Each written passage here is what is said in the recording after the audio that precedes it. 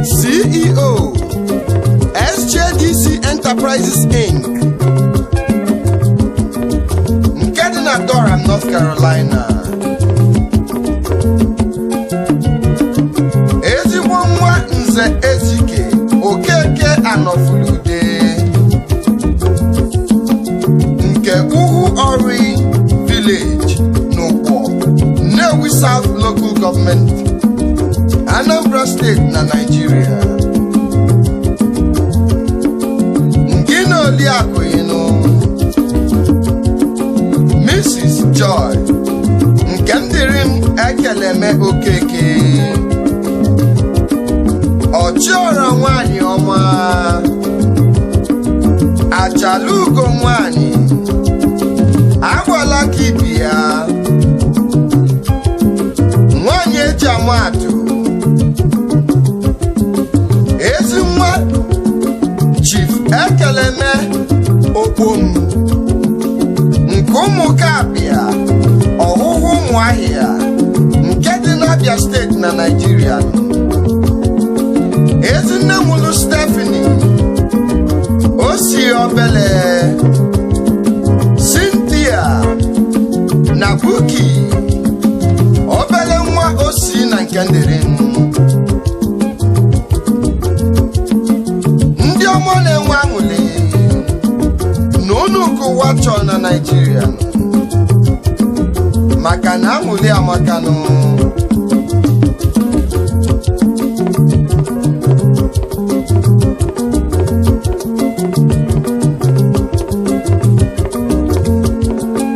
Asị na aṅụli amakanụ na aṅụli dị mmanụ. Ezi oyi m Toronto Worldwide nke na-alụ ọlọyi nke Chinyere Ugochukwu na Atlanta ka unu nọzinụ. Ụmụ Obiọma Ọzara Olu West Local Government nke Imo State na Nigeria kunu si ejenu. Udo dịrị unu nụ.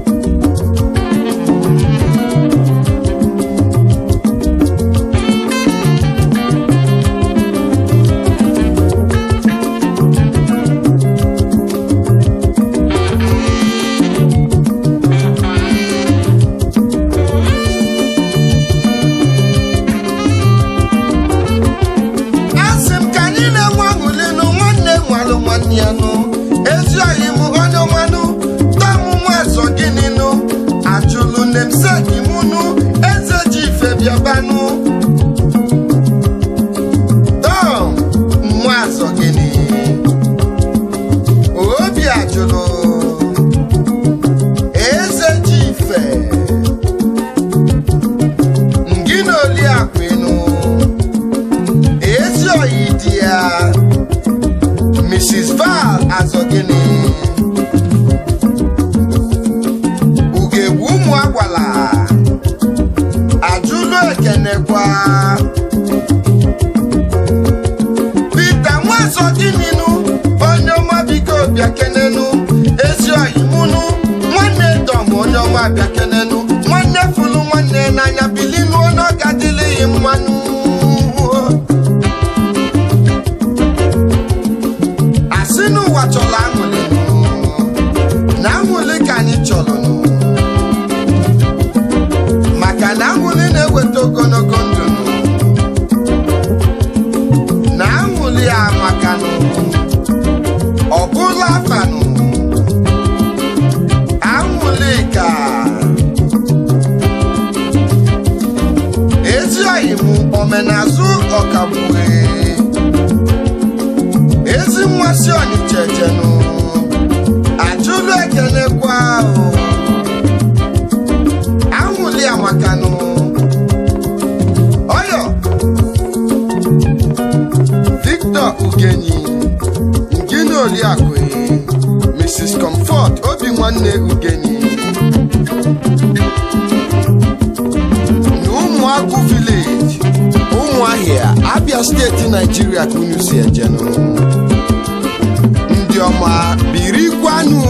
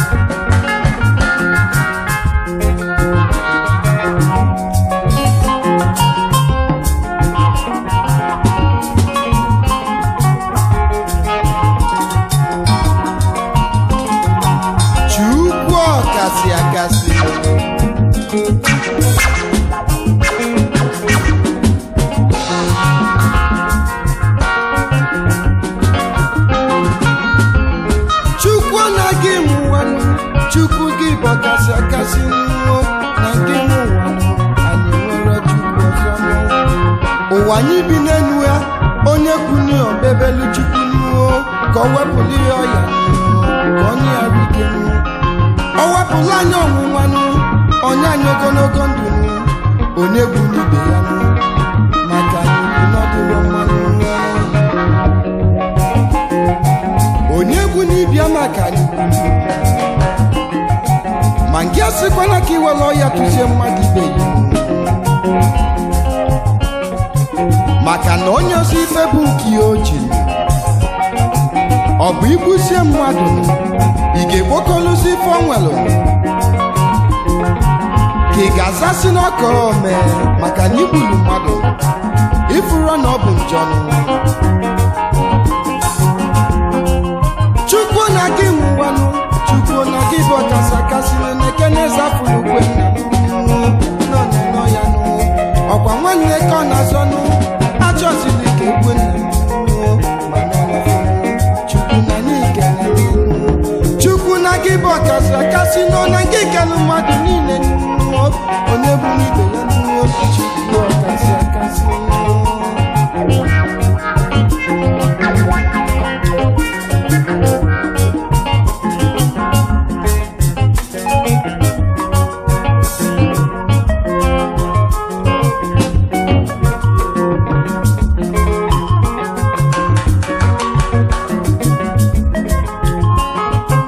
ọ bụzi onye chọ na mmadụ ike a ga-anwụ nyanwa dịzie ndụ uwe ezuzieli ya ọ bụ nzọba nwanne ma ọ karịa m ọ bụrụ nralụ nwanne aka nwelu ndụ mmeli ifenụ ka ọ bụ nwa ka ọ ga-abụ nzọba ma ọ karịa m ayalụ m nwa jebenụ ekwube m ikusi onwe m chukwu oge ime ụwanụ chukwu ọkasị akasị chukwu oge ime ụwanụ anyị enwere chukwu ọzọ ewonu anyị enwere chukwu ọzọ anyị enwere chukwu ọzọ anyị enwere chukwu ọzọ anyị enwere chukwu ọzọ anyị enwere chukwu ọzọ anyị enwere chukwu ọzọ anyị enwere chukwu ọzọ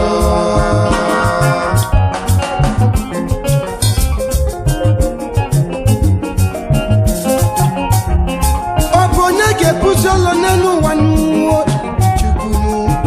onye si na anyị anwụwanụ ọgwụ ụwa bụ nke chukwu ị na-achọzi onye ga-egbunu onwere ife o meziri n'enu ọkwa maka akwụmkwụ ụwa maka ụlọ ga na-ananụ ị na-achọzi ka igbuo nwanne nụ ka ị nala ife o nwere n'ike ịmakwa na ọ bụ njọ oyimu biko were nwayọ o siri na mamanụ ogbuefi eze afụrụ kwenu tata anyị kelere chukwu n'ịdị ndụ dị n'anyị anyị ekenego mmadụ na anyị ekenego chukwu n'ife ọlụlụ n'ebe nọ na chukwu ọkasị akasị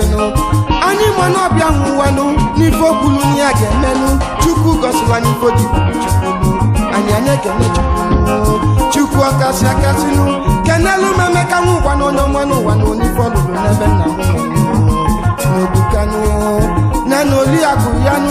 ngozi chukwu kasị akasị n'ụgbanye ọnwa ma bịa kenenụ n'ifunu meririkanụ ebu n'ike n'igwe onye ọnwanụ ezi nwa si Ọnịcha ejenụ nke na nwunye ya bịa kenenụ nwa mụrụ na mmanụ unu bụlụnụ na-azọnụ ọdịzenụ ka ọ bụrụ ka ọ ka mkpanụ ma na ọbụ etu osite unu n'obi unu si emenụ Olise bụrụ ụwa sọ ngọzinụ ka nna ya chukwu n'ebe ụlọ na nna m adịgolu n'ọnọfụnụ eze afụlụ kwenu n'ụwa fụ na fag kwenu biko ezi nna m lajụlụ bekenenụ ụmụ na anyị nọ na aṅụli na ndị nwunye ya nọ n'ọṅụṅụ n'ịgadịla anyị n'ịgabụ onye isi n'ịgabụ onye ọchịchị ewelugo ọfọ nye ya n'aka biko chibanụ n'ọdụ n'aka okwu ị na-ekwuzi n'elu ụwa na ndị ụwa na anụ ya ọ dịkwa mma n'obi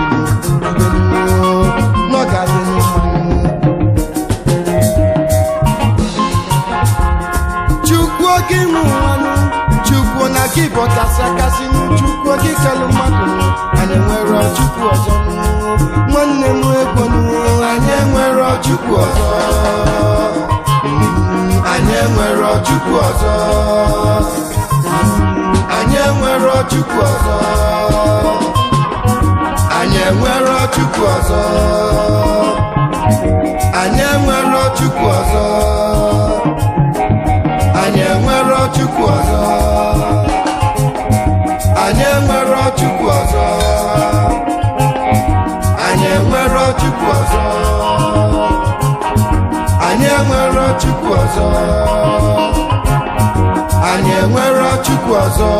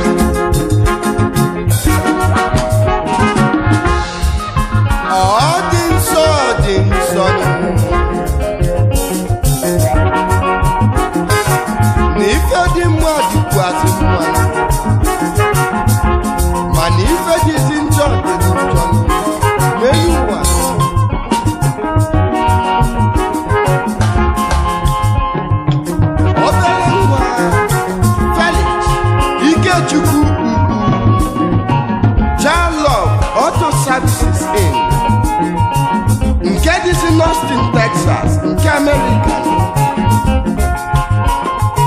Ezi mmasịrị ike ihe aka Nsukka Ejenu nke dịzi n'Igweze South Local Government, Enugu State na Nigeria. Onye ọma na ọ ga-adịla ihe mmanụ na ezi nna anyị na-alụ mmụọ mana anyị na-elotakwu ya nụ. Mr. Edward Eze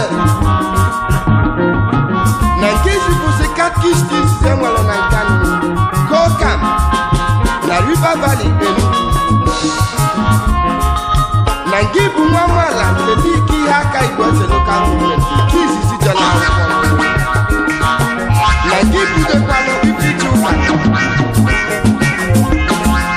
na ndị na-elụla aka n'elu nwere ike n'ụlọ akwụkwọ duzi n'obodo unu na nke Edo ma nke dị na Ugwu Agwani River Valley n'Ukoko onye nkuzi ihe aka Progressive Union n'elu n'ọkọchịchọ Cooperative Union onye ọmọnyụ na nke bidolianụ Eke Market na onye ọmọnyụ nke dị n'ihe aka n'ọkọchịchọ ndị zụlasịrịka n'elu ụwa na ndị ụlọ na ndị dịkwanụ na Bishop Eneche Niafunuo na Nikenelinu Musainese noni Joma Sabana Kedusi maka Dr. Simon Okoro nke nọ na Houston, Texas. Onye ọma na ọbụbangizu ya nọ na ụkọ Monsaino Moses Orakuto Nyano Monsaino Vincent Madike na Gina Palo Monsaino Ralph Eze Nokrapu na Nigeria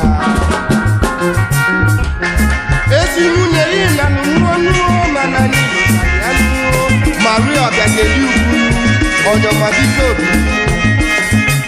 adaomedo ọkwa ndị ka a na-esiri ọchịchị ụmụ nwaanyị n'aka maka ịkwadobeta maka unu na nke bụkwa onye izizi chịrị maternity hospital dị n'obodo unu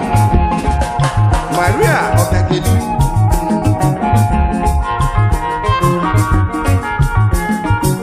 ezinne m Felix Ikechukwu na Julu lotalinu na-ebuzi eziokwu niile alụ mmụọ ma na ụmụ na-elota anyị ọchịchị Onobu Kanu ọchịchị n'ụlọjọ Kanu Dr. Ignatius onye ọma anaghị mmụọ onye ọma ka ịbụzi n'uwe otezie n'iwu n'ọchịchị n'uwe maka na ọ bụ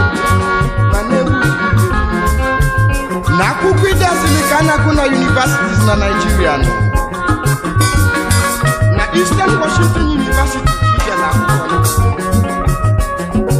n'ịbụ sekretary na steeti dị iche iche n'obodo anyị na local gọọmenti na ezi nwanne ya ụlọ Vincent Sunday secretary Igboeze South Local Government keduzi maka Dr. Edward Gottmark onye ọmazọtọlụ presidential and gubernatorial candidate na Nigeria na Enugu steeti na niile lotakwa ya Jomomonuo Anthony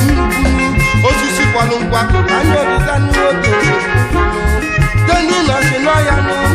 ma nina tụ agbake n'uo Jomomonuo Anthony Noga Reverend Sister Maria Chinyere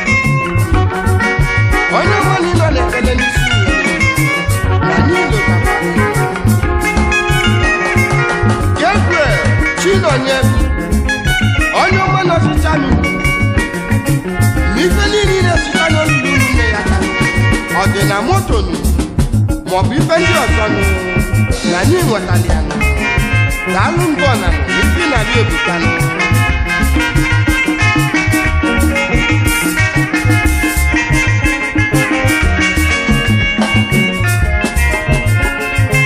onye ọchịchị na nke bụzi onye isi m n'ezinụlọ ugwu the sea captain ex-marine na Biafra war onyezi ka a na-ekwu maka ya nụ maka na afụdị mkpa kwụsị ogologo imi ya nụ Mr. Benjamin onye ọmanye dị anyị mmanụ Teresa Ugwu nọkwa ya ezi nwunye Dr. Ehim Patricia ezi nwunye Demian Ugwu oge nọkwa ya maka na ikwu unu na-ebukanụ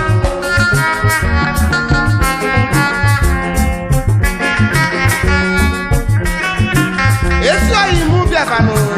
maka na ife na ndị edikanụ Anthony Mu ezi nwanne Felix Ikechukwu Chalo onye ọma na ọ ga-adịrị unu mmanụ ndị nlọtara egwu na mmụọ ndị nlọtara egwu na mmụọ na ndị ugwu kanịnụ dezie n'unu banụbanụ unu nwere egwu nwe mfunu n'ipunu na lụerika na-eruwanụ bilinu gabanụ n'ọbụ nwanụ onye melu keletunu nuo n'ọbụ obele nwanụ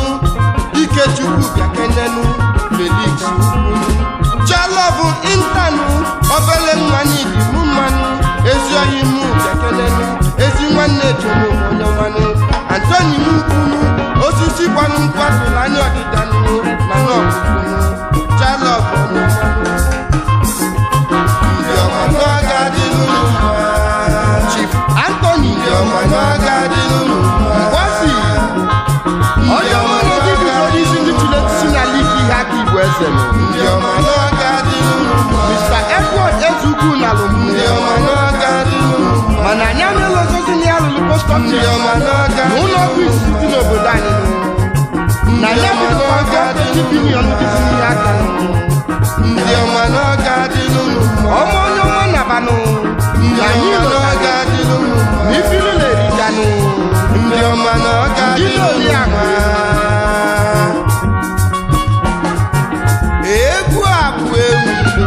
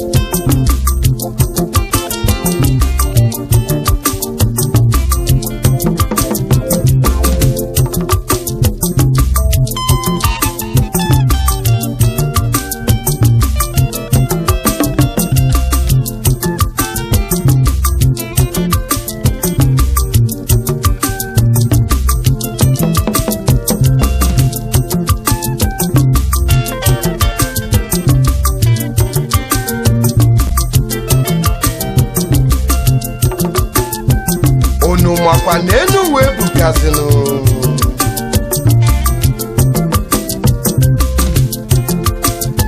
maka na o nwezi onye nwe ụbọchị Chukwu kelianụ ife ọ ga-abụzi n'enu ụwa nụ n'ọbụ sọ Chukwu manụ Chukwu ji ebunite mmadụ nụ Chukwu ji enyezi mmadụ ọnọdụ ọ na-anọ n'enu ụwa nụ enu uwe bukanụ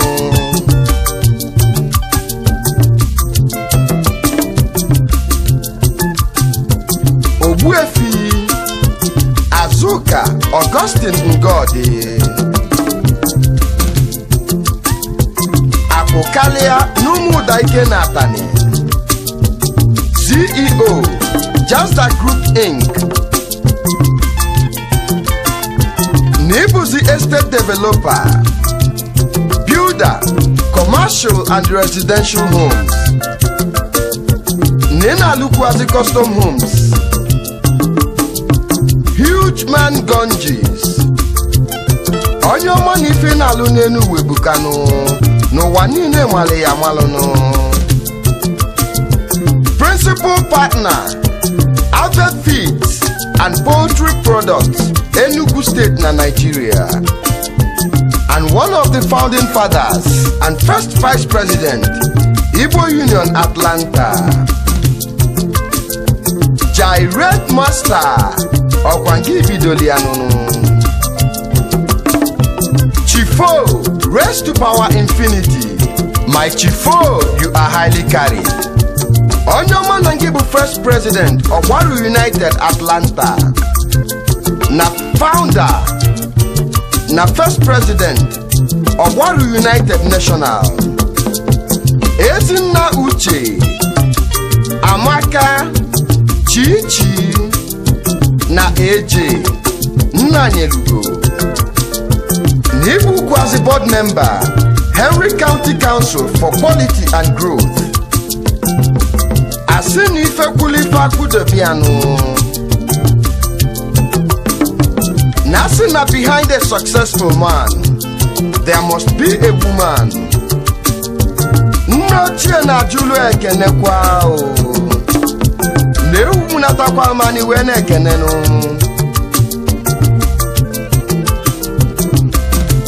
Mrs. Adeze Ngodi Mweze Kibia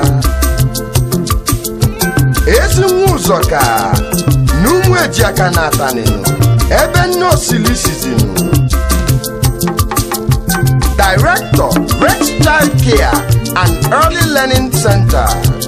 Nkadina Rex, Georgia. Ada Professor Felix Uzoka, Numwejiaka, Natani.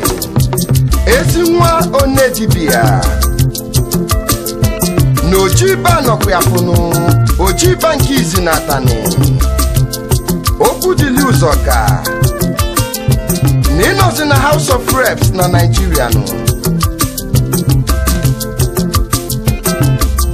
Nezena nazu kano na gonu nenu wanu. Manifolu lebu kano nenu wanu. Ezina biko na banu. Manisulu muyidani filulu no rikano. Chief H.O. Ngodi Mwoko Nyesiokwu Nangibu is the first Nigerian Capital Railway Trade Union. Nangibu Kwangwa Nigerian Key Signal Locomotive Wega Fezia Bridge Benue Onyesiokwu Mwadi Anyi Odogwu no Somala Ajulu Ekenekwa Oyo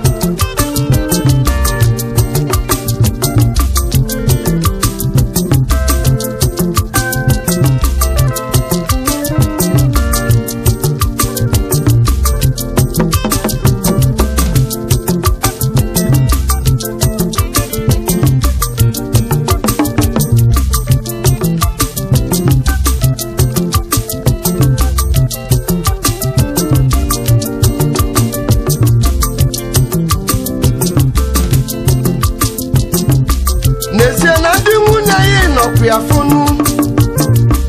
Anyekene beze nwanyị dị ọgọnụ Nnazu konyo mabiko bilinu Nifilulu natani na nilotali negunu Madam Ogelikali Ipia Teresa Ngodi Onyo Masusu Muli Village Noko Kingdom Ejenu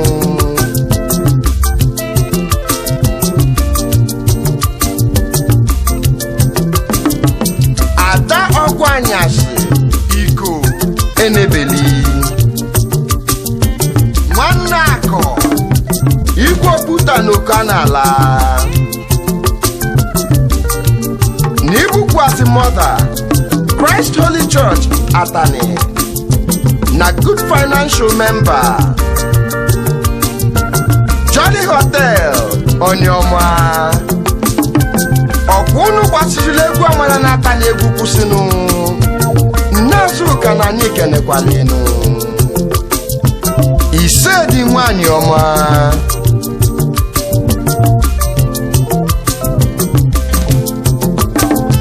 Mama Ezuli Ngodi na Lumwoma anyị lotaliano Ada Ego Nuno Somala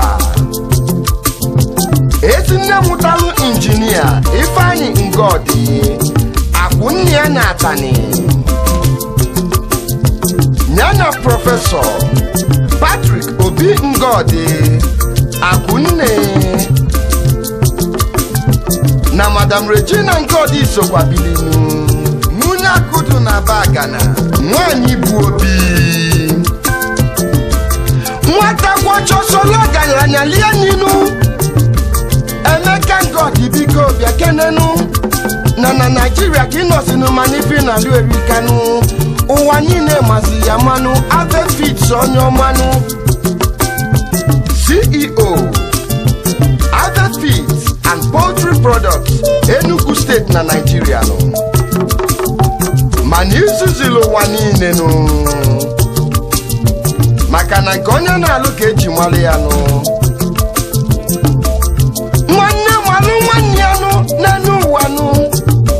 ike ngọdị onye ọma biko bịa kenenu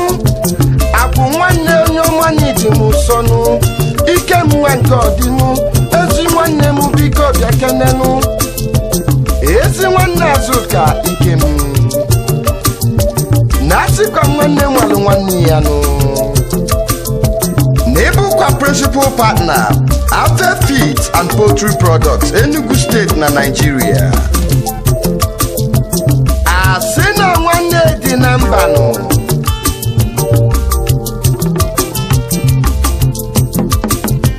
George Okonji Frog Master ezi oyi Azụka na Julu kenelenu n'igbu ụzọ ka isi ejenu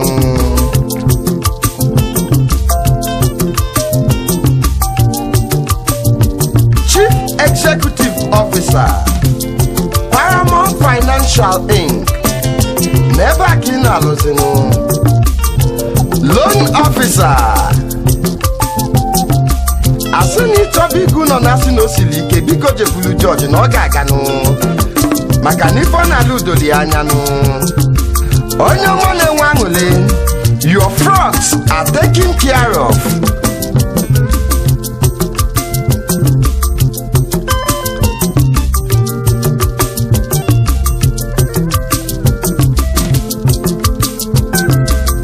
Akụ nwanne biko bịa kenenu ezi oyi m onye dị m mmanụ ezi nwa sizu mụ na nkweje bịa kenenu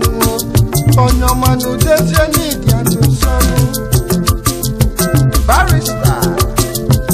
ọzọ ọnọniju abụ nwanne na ibukwazi nwadi anyị odogwu n'ọsọmala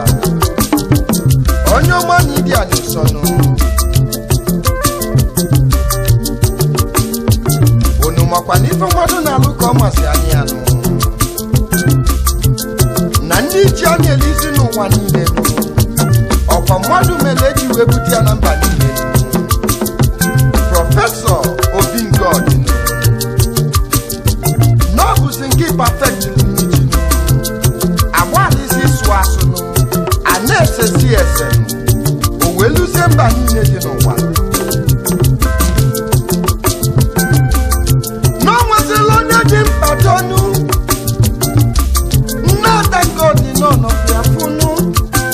Madam Susan Ụzọka onye ọma biko kenenu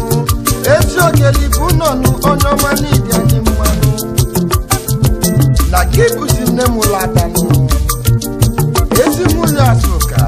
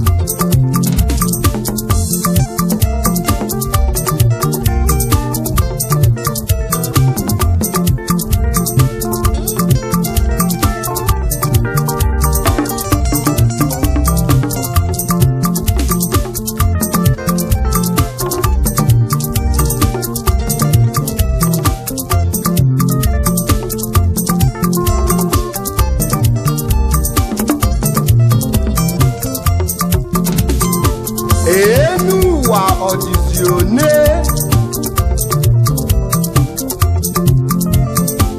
ọ bụ otu ụwa ka anyị nweziri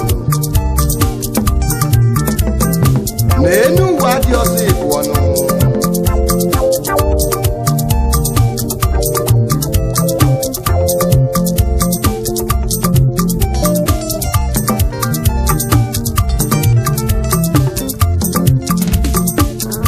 enu ụwa dịzi onye enu ụwa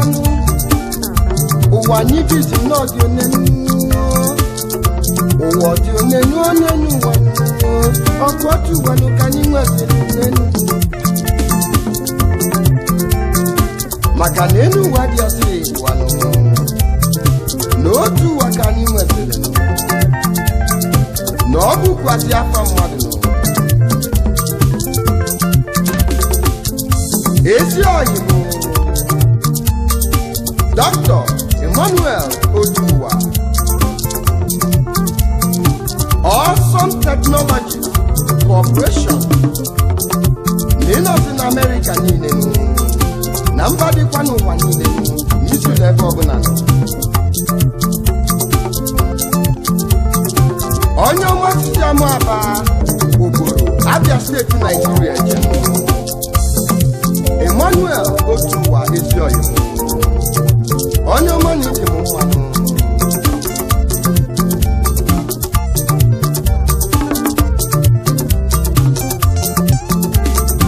anyị ekenebesi awela ka ibi ya nụ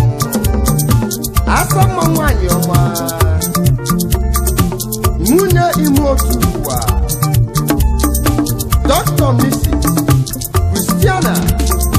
nwanyị eze otu ụwa onye ọma na ibi anyị mmanụ odozi akụ ịnwa ọma obi dị ya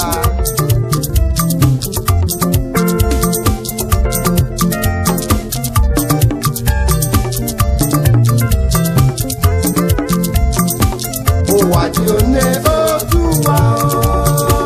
ụwa dị one otu ụwa ụwa dị one otu ụwa otu ụwa ime otu ụwa onye ọma ụwa dị one otu ụwa ụwa dị one otu ụwa ụwa dị one otu ụwa ime otu ụwa onye ọma ụwa dị onye n'ụsọtụ ụwa ụwa dị onye n'otu ụwa na azụzụ n'ụwa dị onye n'otu ụwa ime otu ụwa ezi oyibo n'igbo onye ọma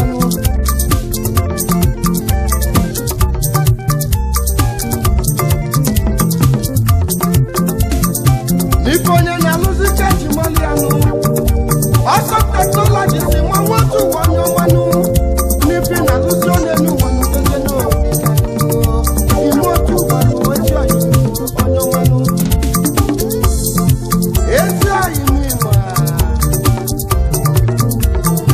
na anyị nwetakwala otu mana asị m gị dibe maka na uche Chukwu gasị na David otu warapụghị anyị mana asị m gị weta ndidi na emesịa na ọ ga-adị mmanụ gị na nwunye gị nwaanyị bụla akwụkwọ Dr. Mrs. Christiana nwaanyị ezi otu ụwa ezi ọyị na nwunye ụwa